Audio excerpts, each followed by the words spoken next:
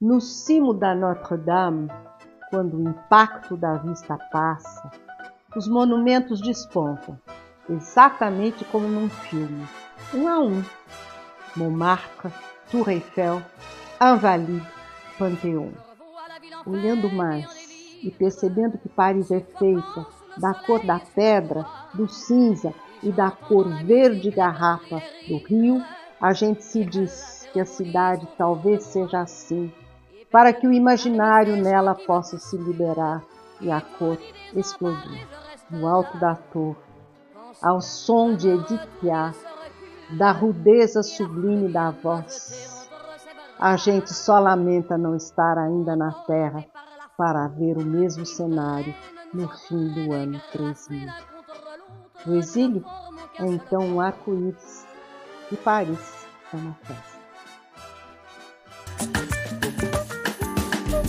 Je suis petite fille d'immigrants libanais qui se sont installés au Brésil à la fin du 19e et au début du 20e. Mes ancêtres étaient fascinés par la France et donc ça a compté beaucoup pour moi. Par ailleurs, il y a l'influence des professeurs français qui sont allés à l'université de São Paulo, l'université de philosophie. J'ai donc connu Michel Serres, Michel Foucault, Pierre Clastres. Je suis venue à l'âge de 20 ans, j'ai décidé que je viendrais vivre à Paris.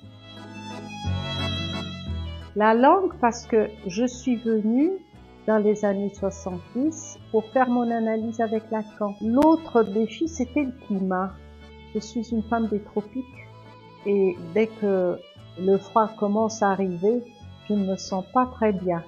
Il faut que je file au Brésil de nouveau.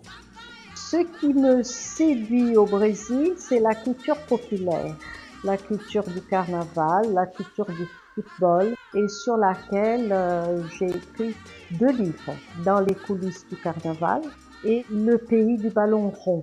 Dans la France, ce que j'aime, c'est la littérature, c'est le rapport à l'art, les musées, le cinéma, le théâtre et puis évidemment la beauté de Paris. D'une part, le nominalisme des Français qui exige l'expression correcte. Ça m'a beaucoup aidé à être claire dans mon écriture. Et par ailleurs, la traduction de Lacan. Je ne pouvais pas avoir de traduction plus difficile que celle-là. Donc la traduction apporte beaucoup. Ce n'est pas par hasard que plusieurs grands écrivains ont fait des traductions. Moi, je pense que les Français qui vont au Brésil doivent lire Maîtres et esclaves de Gilberto Freire et aussi les romans de Jorge Amado. Pour les Brésiliens qui viennent à Paris, j'ose suggérer Mon Paris ne finit jamais, Paris não acaba nunca,